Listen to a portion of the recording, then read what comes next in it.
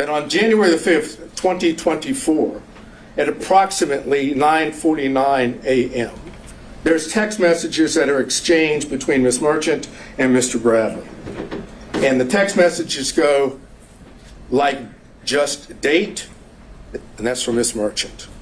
Ms. Merchant says, do you think it started before she hired him?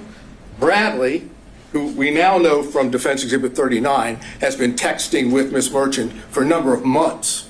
This is not the first time. This is months within the communications between the two. Mr. Bradley says, absolutely. Now, absolutely is not a speculative word. That's not speculation. That's a definitive statement. And Bradley then, unprompted, says this. And unprompted is important.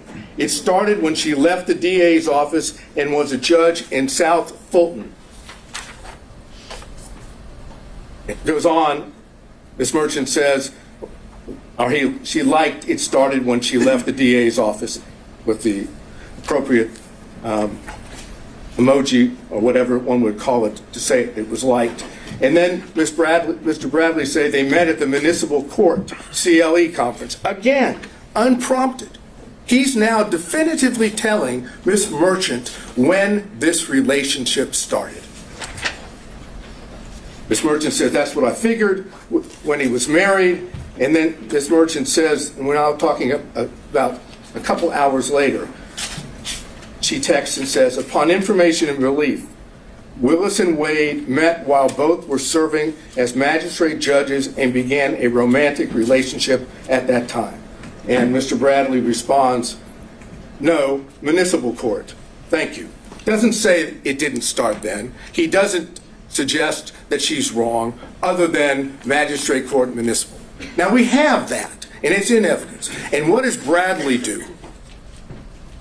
He knows that he's put himself in a position that if he testifies truthfully on the witness stand, Your Honor is in a position to be able to find, if you choose to, that both Willis and Wade lied. So what does Bradley do? Look, you were an assistant U.S. attorney. You know how this works when you have witnesses in this situation. Mr. Bradley did everything he could possibly do to evade answering questions. No recollection, couldn't remember, it was speculation. Anything he could possibly say that would cause Your Honor not to believe that Bradley knew when this relationship started.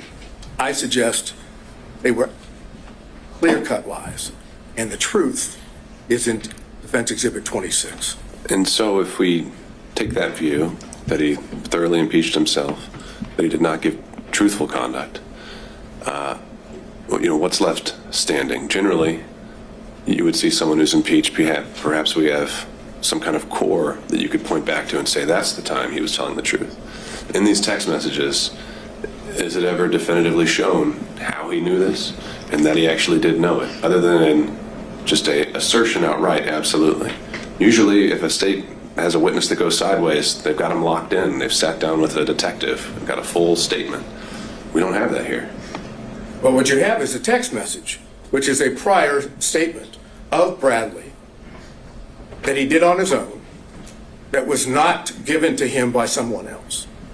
The only thing that the court has just noted is, how do we know he wasn't speculating? Because you don't have to accept the fact that he wasn't speculating. The cases that I provided, I think by email yesterday, the first dealing with that, you can disbelieve that testimony and draw a negative inference. That's the Ferguson case. On Lee, the other case, you can simply take the prior inconsistent statement as substantive evidence. It has the same value. And that's what I'm asking you to do, to take what was the unprompted statement in Defense Exhibit 26 of Bradley, and take that on its face value, that is an indication that Bradley in fact knew and had said he did. If you accept that, you have to have concerns about the truthfulness of Willis and Wade on the timing issue.